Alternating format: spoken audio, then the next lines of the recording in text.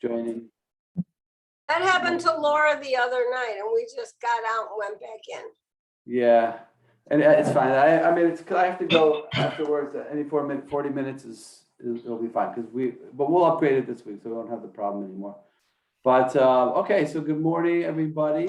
Hope you all had a wonderful Shabbos, and hope you are doing well, getting ready for Rosh Hashanah, which is coming up soon. Everyone who's planning on being at L'Chaim Center for Rosh Hashanah should sign up as soon as possible, because we need to know, to be honest, given the situation, it's hard to know who's coming, who's not coming, if we're going to have services, if we're not going to have services. So we need to know if people are coming. Right now, our signups are small, very small, and we're starting to think that maybe it's a COVID related thing and people are concerned about coming inside. And then if that's the information that we're getting, we could possibly move it to the backyard like we did it last year. So there are all kinds of possibilities. I would say just be in touch with Julie or with Rabbi Gadi or Eve, letting them know your plans if they don't know yet whether you're planning on coming, not planning on coming. Okay. Brad. So I'm just going to pause everybody for now, but feel free to jump in at any time and unmute yourself. So we're in Parshas Ki Tavo. Parshas Ki Tavo, we're unpacking this Parsha of Ki Tavo. Ki Tavo is a very difficult Parsha, difficult in the sense both of fully understanding exactly everything that's going on over here, and also difficult in the sense that there's some very painful and disturbing elements to Parshas Ki Tavo. And in particular, what I'm talking about are the 54 verses of what we refer to as tochacha, or rebuke. So we'll get to that a little bit further on. But there is a nice change of direction that takes place, or a paradigm shift that takes place as we enter into Parshas Ki Tavo, because what we've been talking about up until now for the last several Parshas is in Parshas Shoftim and in Parshas Ki Teitzei is Ki Teitzei le'milchama, Ki Teitzei, when you'll go out to fight a war, when you'll go out to see the enemy. And now all of a sudden we enter into Parshas Ki Tavo, and Ki Tavo means when you will come into the land. So there's a shift that's taking place. It's a shift, and the way the Hasidic Sfarim, like the way the Hasidic books like to understand this on a metaphorical level, is, of course, as we've mentioned many times, Ki Teitzei le'milchama, when you go out to fight a war. Of course, it means on the simple level when you go out to fight a war against your enemies, but it also means the war. What's the war? The war against the Yetzer Hara. That's how we always understand when you go out to battle, as being a metaphor for the battle, the true battle of life, which is the battle, the inner struggle, the battle against our negative inclination, our Yetzer Hara. And we see that it works in two steps. There's Ki Teitzei le'milchama al oivecha, when you go out to do war against your enemy, when you go out, fighting that war. And that's the struggle. That's the challenge. That's the month of Elul, is the war. Okay, we're fighting the war now. But when you finish the war, it's Ki Tavo. Then you arrive. On Rosh Hashanah, we arrive. Now, it's an interesting thing about Rosh Hashanah is that on Rosh Hashanah, we don't do tshuva. You don't see anyone on Rosh Hashanah sitting there and clapping, I did this sin and I transgressed in this way and I made this mistake and I ate this and I said this and I wore this and I did. We don't see that on Rosh Hashanah. That's not what happens. On Rosh Hashanah, it's not about tshuva. But afterwards, Yom Kippur and the days leading up to Yom Kippur are about tshuva. But Rosh Hashanah is not about tshuva, because Rosh Hashanah is a whole different thing. Rosh Hashanah is, I have arrived at a new place with a new level of clarity and a new level of understanding. And I've spent a month going out, meaning going out into battle, fighting against the enemy, fighting against the Yetzer Hara. And now I'm ready to arrive at the place of Rosh Hashanah, where I have clarity and understanding about the one thing. And Rosh Hashanah really boils down to one point. one point and only one point, and that is Hashem Melech. Hashem is the king. That's really the essence of what Rosh Hashanah is all about, is making Hashem king in our lives. And that is the place that we arrive to when we get to Rosh Hashanah. So we turned a corner. We've been going out to fight the battle, ki teitze, and now it's ki tavo. And that shift is going to happen very soon. And we're going to enter into the period of Rosh Hashanah, when our goal and our singular focus has to be to make Hashem king in our lives. Now, what does it mean to make Hashem king in our lives? It sounds like a very abstract concept. What does it mean? I find some kind of, invisible crown and I put it on Hashem's head. What does it mean? Hashem is the Melech. It means that I understand that Hashem's will supersedes everything else. Hashem's will, the divine will, overrides my own will, and my job is to try to conform my will and to try to alter and fine-tune and develop my ratzon, my will, to the point where it conforms with, or it's consonant with, the ratzon Hashem. In other words, there are two ways to look at life. Either I'm going to do what I want to do, what I decide is what I want to do, what's best for me to do, and that's what I'm going to do. And because I'm a religious Jew, I wear a yarmulke, so it means I'm a religious Jew, I'm going to do my best to find a way to make it shtim, as they say in Yiddish, to make it work out with halacha and Torah and all those things. But that's an egocentric, self-centered perspective. Hashem is king means it's the exact opposite perspective. It means Hashem's will is the only truth in this world. Now, that my will and Hashem's will are not always one and the same. Right? Hashem might want me not to eat this, but I might want to eat this. Hashem might not want me to say this, but I might want to say this. So making Hashem the Melech in my life, making Hashem the king, means that I'm working on putting Hashem's ratzon, his will, the center of my universe, and then trying to develop myself in a way to be more consistent with that ratzon Hashem. So that's what it means to enter into Rosh Hashanah. Okay, so now we get to the first mitzvah in this week's Parsha. And the first mitzvah is a very special mitzvah. It's a very beautiful mitzvah. It's called the mitzvah of Bikurim. What is it? What is this mitzvah of Bikurim? Let's read it together in the Art Scroll, page 1069, and chapter 26, verse 1 in Deuteronomy. V'haya ki tavo el haaretz, and it will be when you enter the land. Which land? The land that Hashem, your God, gives you as an inheritance, and you possess it, and you dwell in it. Meaning, we're coming to the end of the book of Deuteronomy, and the Jewish people are about moments away from going into the land of Israel. And Moshe, who's not going to be there to accompany them, is giving them final orders and instructions. And he says, when you will arrive in that land, here is a rule, a mitzvah, commandment that you need to follow. And what is that? V'lokachta me'reishis kol pri ha'adama asher tavi me'artzecha asher Hashem Elokecha nosen lach v'samta v'tena.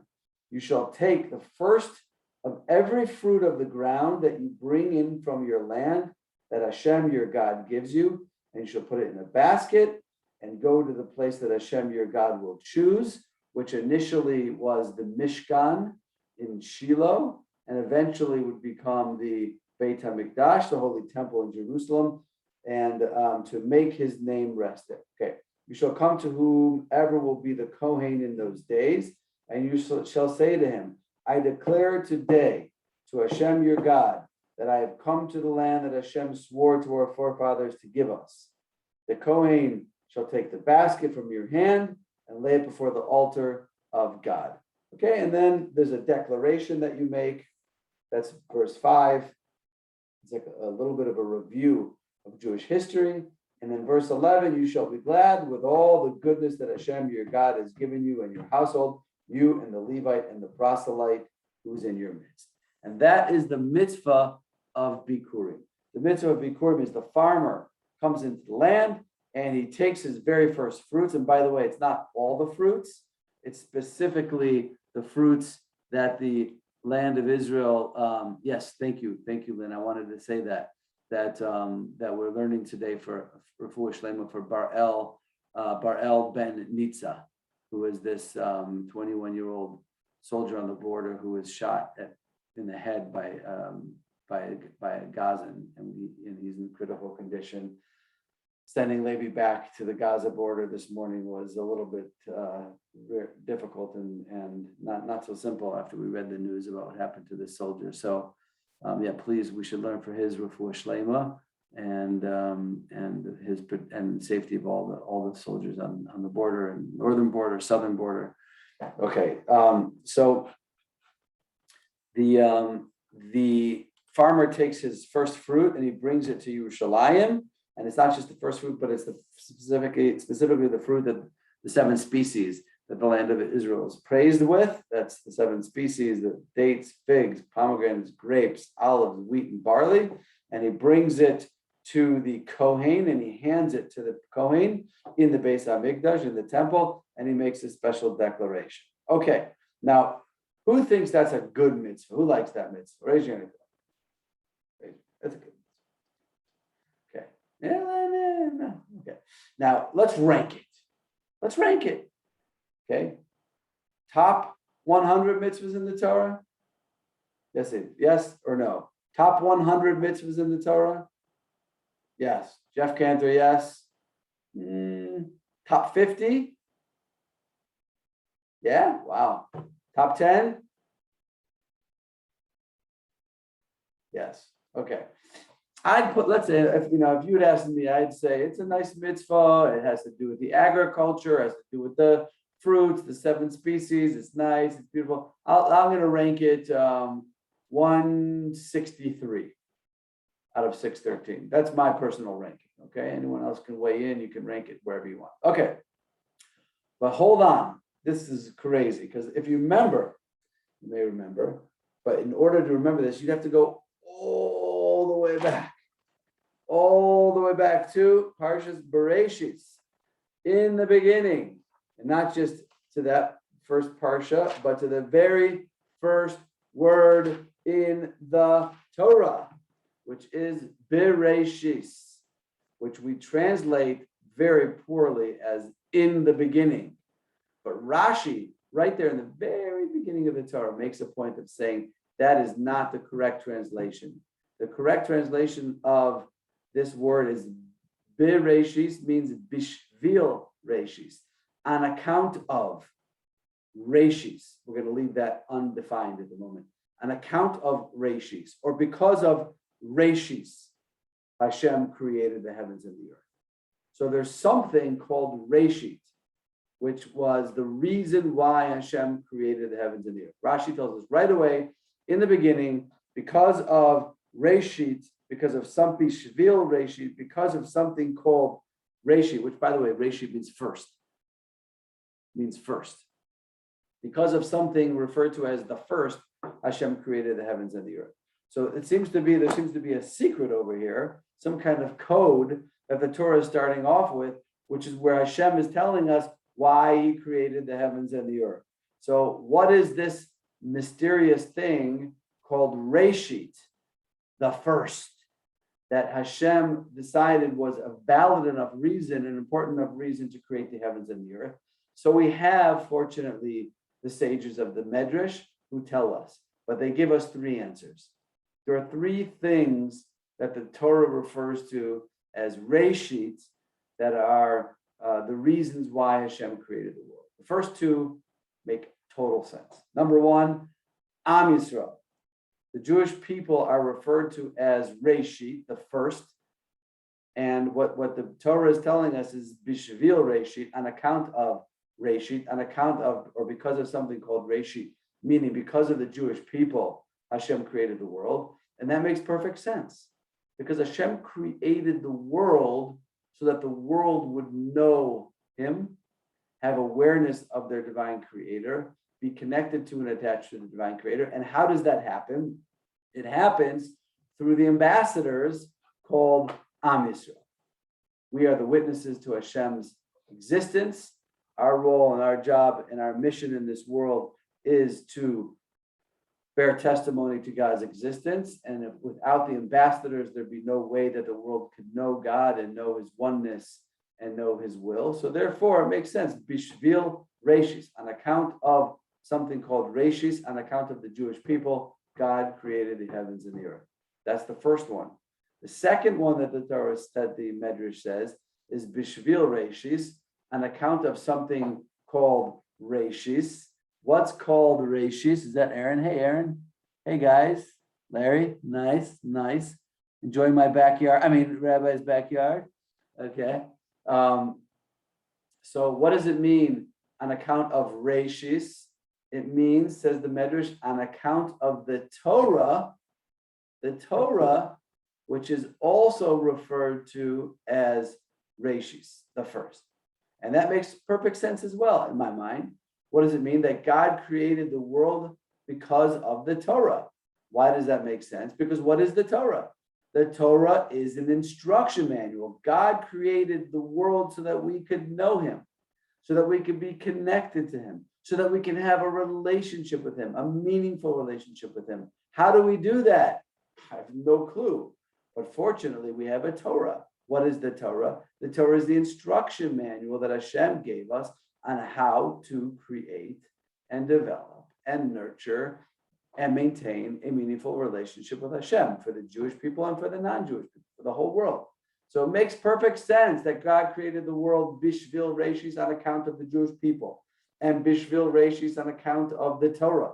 But the third one is our mitzvah. And if you look in verse 2, it says, Vilokachta, and you shall take, Me Reshis kol pri ha'adama, from the first of the fruits, Me Reshis. And the Medrash says, Bishvil Reshis. Why did God create the world? He created the world on account of the mitzvah of Bikurim, our mitzvah. This first mitzvah in the Parsha, God created the world. It was worth it for God to create the whole entire world for this one mitzvah. Now, one might ask, okay, yeah, it's a nice mitzvah, the land, 7 species.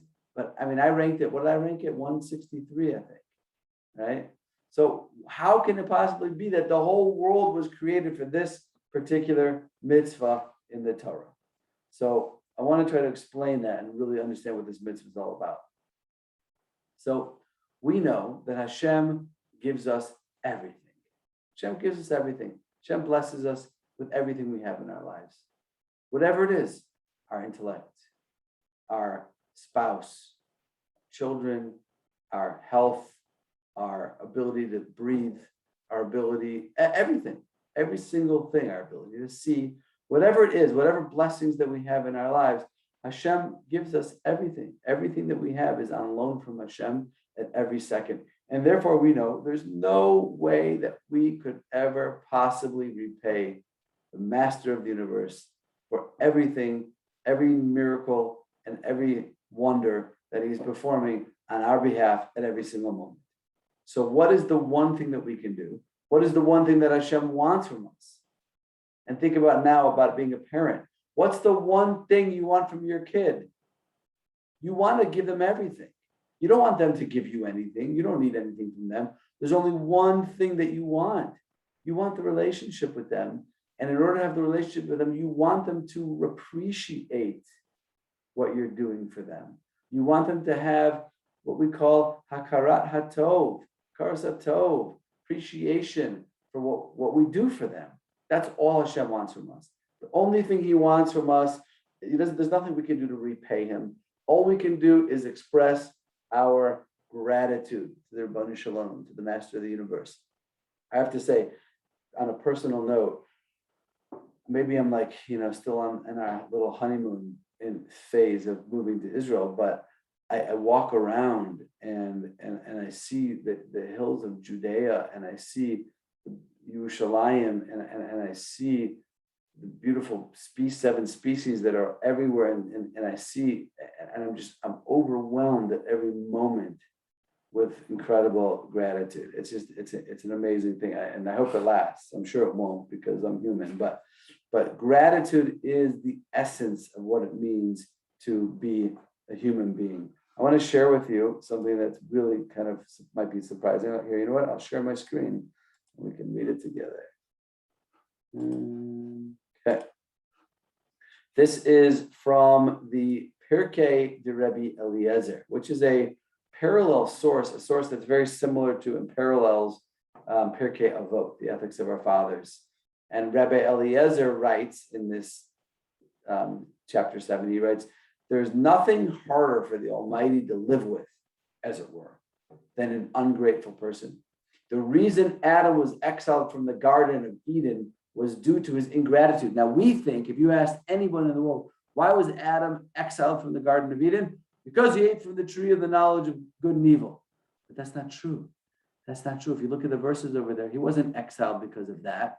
It wasn't right after he ate from the tree of knowledge he was exiled. His sin was not merely eating from the tree of knowledge. For that sin alone, perhaps he could have remained in the garden. The straw that broke the camel's back, so to speak, was the fact that in response to God's question why he ate from the Eitz Hadas, Adam said, the woman you gave me, she gave me the fruit and I ate it. As Rashi points out, Adam was being ungrateful. God presented him with Chava as a gift, and Adam complained that she caused him to sin. So the whole reason why mankind is expelled from paradise is because of the lack of this particular midah, this quality, this attribute of hakaras hatov. So what is bikurim? What is this mitzvah? You're the farmer, and he plants, and he toils. Do you know how hard it is to be a farmer? No, neither do I. But I'm sure it's really, really hard. And he does his backbreaking labor. He plants in the spring, and at that point, anything could happen. There could be a drought. There could be floods. There could be infestations. Anything could happen. And this farmer, he succeeds. He has a bounty. He has a wonderful crop. And what could he easily say at that moment? Ah, look what I did. Look what I accomplished. Look what I achieved. Kochi v'otam yadi, my strength and the might of my hand. Look what it achieved. Comes along the mitzvah of Bikurim and says, no, this is God's land. God sustains us. Yes, we toil. We're partners with Hashem, but we do a little role and Hashem takes care of the rest. So what do? We take that fruit to Yerushalayim and we declare that Hashem, everything you give us is a tremendous gift. And by doing that, we express our gratitude to Hashem. This is the reason why Hashem created the world. The number one thing that we can do, the only thing that really matters for us is to express our gratitude, our hakaras hatov to Hashem. That's what it all comes down to. Okay, but it's very interesting if you look at verse 11, because in verse 11, as I read to you before, it says, you shall be glad with all the goodness that Hashem, your God, has given you and your household. Now, that's a little bit funny. There's a great rabbi who was the Rosh Yeshiva and the founder of Telz Yeshiva. Actually, I don't know if he was the founder, but he was the Rosh Yeshiva of Telz Yeshiva. His name was Rabbi Mordechai Gifter. He died in the year 2001.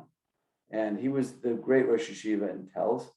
And he asks the question over here, why does the Torah need to say this? Why does the Torah need to tell you, you shall be happy with all the goodness that Hashem has given you? This farmer is overjoyed naturally. He's just reaped his harvest. He sees that he's got tremendous bounty. He knows that he's taking care of his family for the year. Everything worked out well. The rains came at the right time. There was no infestation. He's got a crop. So why does he need to be commanded to be happy? So Rabbi Gifter says, and this I think we can all relate to this, that what's the human nature in this situation? The human nature is, it was a good crop. It could have been a little better. It could have been better. Maybe if I had watered a little bit more, or watered a little earlier, or planted a little bit earlier. And by the way, look at his crop. wow, he has more than me. He did more. He produced more than I did. How could that be? I'm a better farmer than he is. And he has a better crop. So it comes along the Torah and says, V'somachta b'chol hatov asher nasan lecha Hashem Elokecha u'beisecha. Be happy with what Hashem gave you. Don't look at what somebody else has and say, but I could have had that, and I should have done this, and I could have done this. You should be happy with what Hashem gave you and recognize the blessing in it. I always like to tell the story that the Satmar Rav was very well known for being a great Baal Tzedakah. He used to collect tons and tons of money, millions and millions of dollars in tzedakah and distribute it to people who were needy. And anybody could basically come to the Satmar Rav and say, Rebbe, I'm making a wedding and I'm trying to make ends meet, but I can't. So there was a story about a certain chassid who came to the Rebbe, to the Satmar Rav, and he said, Rebbe, I'm making a chasana, making a wedding. My daughter's getting married, Mazel Tov. And he said, I am working, I'm doing my very best, but I need another $10,000 to pay for the wedding. And if I don't make the deposit today, they're going to cancel the whole thing. So the Satmar Rebbe said, okay, I know you are. I know you're doing your very, very best. Hang on. He takes out his checkbook, his tzedakah checkbook, and he writes him a check for $9,500. He asked for $10,000. He writes a check for $9,500. And that's it. And the man's thrilled. He leaves. He can't believe it. And then after he leaves, the Gabbai, the Rebbe's right-hand man, says to him, Rebbe, I have to ask you a question. Once you're going to give him $9,500, why don't you just give him what he asked for at that point? Give him the full $10,000. And the Rebbe said, this is a true story, it's written down. He said, if I gave him the $10,000, you know what he'd say? He'd say, oh, I should have asked him for more. I should have asked him for $15,000. He was going to give me whatever I wanted. Whatever I asked for, he was going to give me. Why did I ask him for $10,000? I'm an idiot. So he said, I gave him a little bit less so he wouldn't think that in those terms. So we have to be happy with that Hashem, with what Hashem gave us. Now, David. Yeah. David. Yeah. I think you glossed over the part about Adam and Eve. I get why Adam had to leave, but what about Chava? What did she do as far as appreciation goes? That's a good question. I think they were a unit. So once Adam gets booted, so Chava has to go with him. Oh, come on, David. That's not a woke answer. I'm not a woke rabbi. What can I tell you? Sorry. That's the answer? I think the answer is that they're a team, and what a couple is a team. So if he lacks in gratitude, then it's something that they need to work on together as a couple. No, yeah, but Chava made her own error. Well, she definitely made her own error. She's the one who and leading him to sin. So that's a vera in and unto itself. Of course, she was the one who initiated it. Wait, right? So Zoom is ending in 10 minutes. Huh? 40 minutes already? Well, right. I mean, listen. When the Zoom ends, yeah, let's all Zoom. We'll all get kicked off, and then we'll all jump back in. Okay. Okay, fair enough. Okay. Okay, but let's keep going. Fine. Okay. So now, okay, there's more to say on this topic, but let's move on. Let's move on. Okay. Fine. The next thing that happens in the Parsha is something really quite interesting, and it's something called Vidui Meiser. Vidui Meiser, which literally means the tithing confession. Let me read to you in the Torah verses 13, 14, and 15. Actually, go back to 12, verse 12. When you have finished tithing every tithe of your produce, in the third year, the year of the tithe, you shall give to the Levite, to the proselyte, that's the convert, to the orphan, and to the widow, and they shall eat in your cities and be satisfied. Then you shall say before Hashem your God, okay, and it's going to go on, and it's going to list, and it's going to say something over here, which is referred to as Vidui Meiser. Now, Vidui Meiser, what what do we, when we say the word vidui, what is vidui? What do we think of when we talk about vidui? Anyone know? Vidui, what is that word? First, Confession? Confession. right? What posture or what physical motion or movement do you associate with vidui? This one, right? Vidui is confession. Vidui is what we do on Yom Kippur. I stole, I cheated, I lied, I spoke lashon hara, I was unfaithful, that's vidui. Okay, that's what we think of as vidui. Now, what's maaser? Maaser is tithing. As Jews, we have a whole bunch of obligations that relate to tithing. Okay, and in different years of the cycle, of the 7-year cycle, there's different types of tithing. Every year I have to tithe a certain amount to the Kohen, a certain amount to the Levite. In some years, years 3 and 6, I have to tithe to the poor. And on years 2, 4, and 5, I have to tithe to myself, meaning I have to do something where I tithe and take my food to Jerusalem and eat it. There's all these different elements of tithing that go on in the agricultural life of a Jew. By the way, it's very cool. I mean, it's not something that you really need to know so much when you live in Deerfield. Occasionally it comes up when Jewel happens to be selling some like Jaffa oranges or something, right? Or some kind of fruit from Israel. But generally speaking, it's not something that you need to know. Here, you got to know what you're doing because like I have a lemon tree in my backyard. I'm scared to death to pick it and eat it because I have no idea how am I supposed to do this whole tithing thing? It's really confusing, but it's exciting because you get to do those mitzvahs here. So that's what tithing is. So if we put it together, vidui, I'm a terrible person. Oh, I stole, I lied, I cheated. Maaser is tithing. So I'll ask you, what do you think, before we go further, what do you think vidui maaser is? What would you say? Would you say what? What would you think if I'm combining those two things? I explained to you what vidui is. I explained to you what maaser is, maaser. So what is vidui maaser? So you're evaluating yourself. Okay, but without getting too complicated, let's just vidui is I made a mistake. I did this wrong. Maaser is tithing.